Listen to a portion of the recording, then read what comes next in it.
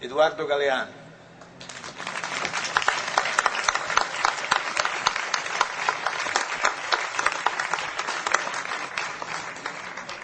Hola, buenas noches a todos. Ante todo, estoy moralmente obligado a contestar algunas viles calumnias de Gianni Minà.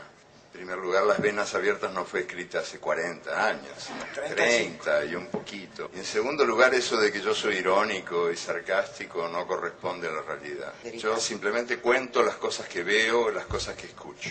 Por ejemplo, el otro día yo escuché a un cocinero que reunió a las aves, a las gallinas, a los gansos, a los pavos y a los faisanes y a los patos. Y yo escuché lo que el boco les decía, lo que el cocinero les decía. Me pareció interesante y quería contarles lo que escuché. El cocinero les preguntaba con qué salsa querían ser comidas. Una de las aves, creo que era una humilde gallina, dijo: nosotras no queremos ser comidas de ninguna manera. Y el cocinero aclaró: eso está fuera de la cuestión. Me pareció interesante esa reunión porque es una metáfora del mundo. El mundo está organizado de tal manera que tenemos el derecho de elegir la salsa con la que seremos comidos. Dicen que es un mundo democrático, pero yo me pregunto hasta qué punto es democrático un mundo donde la soberanía se ha convertido, la soberanía de los países se ha convertido en un objeto de museo. Por ejemplo, por citar ejemplos concretos que me parece útil aportar, el organismo que gobierna a los gobiernos en el mundo de hoy, el Fondo Monetario Internacional, está dirigido por 5 países y da las órdenes a casi todos los países del mundo, salvo los países que dan las órdenes. Claro, que pueden ser sádicos pero no masoquistas. Possono essere sì sadici, ma certamente non masochisti.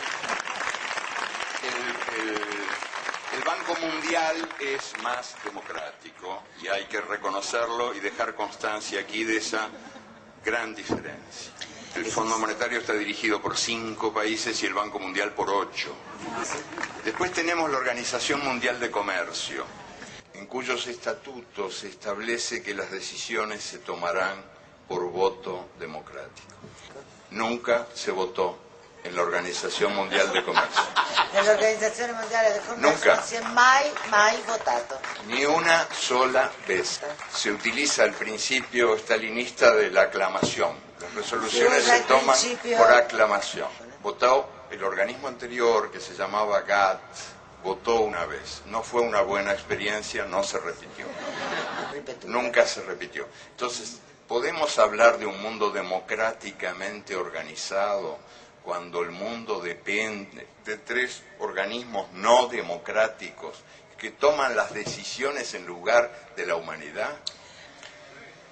Podríamos también, si el tiempo diera, yo quiero ser breve, hablar del Consejo de Seguridad de las Naciones Unidas, que hoy por hoy parece que las guerras están bien cuando las Naciones Unidas las aprueban y están mal cuando no las aprueban. Pero ¿quién imparte questa benedizione? ¿Quién imparte questa benedizione? Las Naciones Unidas están formadas por una Asamblea General. Ahí estamos todos los países, todas las voces, incluso la de este señor que también quiere participar. Tutte le voci. Ma è simbólica. La Asamblea General es simbólica. Formula recomendaciones. No toma decisiones. Las decisiones las toma el Consejo de Seguridad. Y el Consejo de Seguridad está donde mandan los 5 países que tienen derecho de veto. El derecho de veto es el que de veras decide. Ellos velan por la paz mundial, pero son también los 5 principales fabricantes y vendedores de armas en el mundo. Tutelano.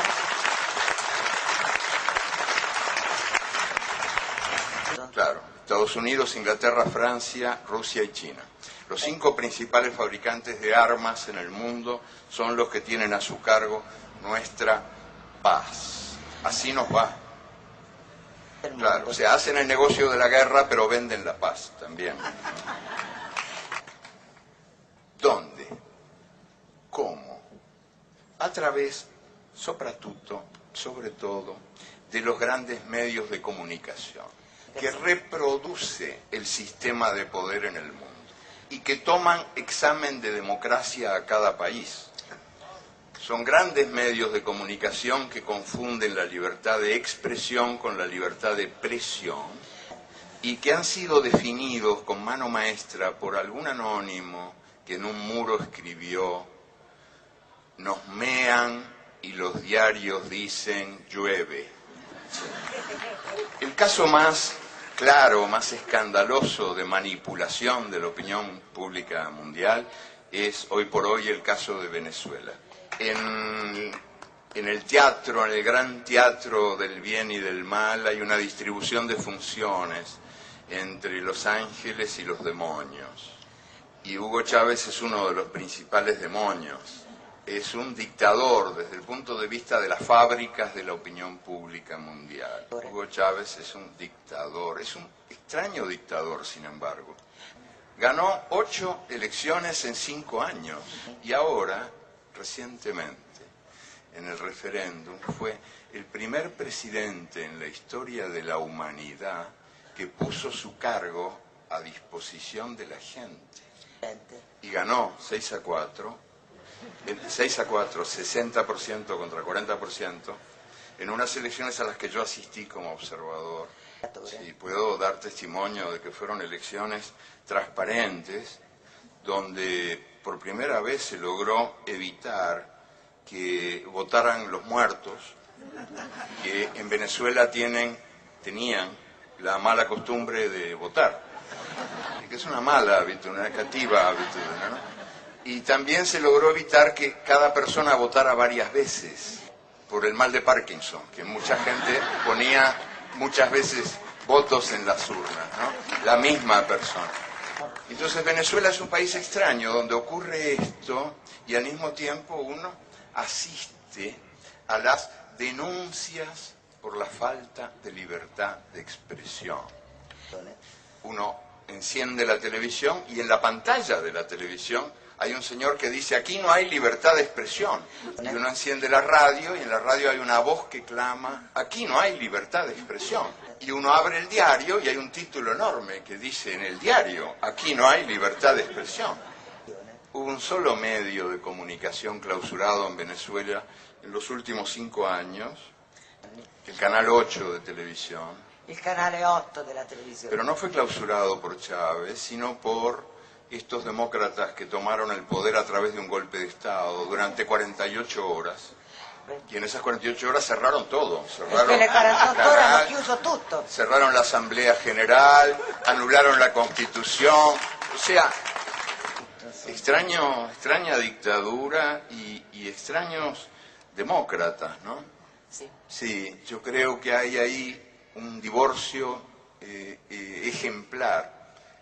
El divorcio entre la realidad real y la realidad virtual que los medios muestran como única realidad posible. ¿Y cuál es la explicación de eso? Muy sencillamente, les cuento que en Venezuela había 5 millones de personas sin derechos cívicos, porque no tenían documentos.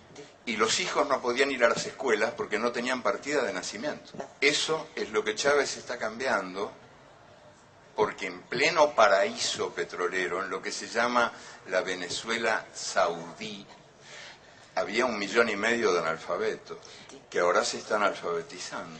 Y esto explica la furia de los grandes medios llamados de comunicación que incomunican a la gente. Sí, de comunicación incomunicante. Y también explica el resultado de esta elección y de las elecciones anteriores, porque hay un pueblo que resume su actitud de perfecta manera a través de la frase que dijo un venezolano pobre que fue encuestado recientemente. Sí, que es más expresiva que cualquier discurso. Dijo, yo no quiero que Chávez se vaya porque no quiero volver a ser invisible.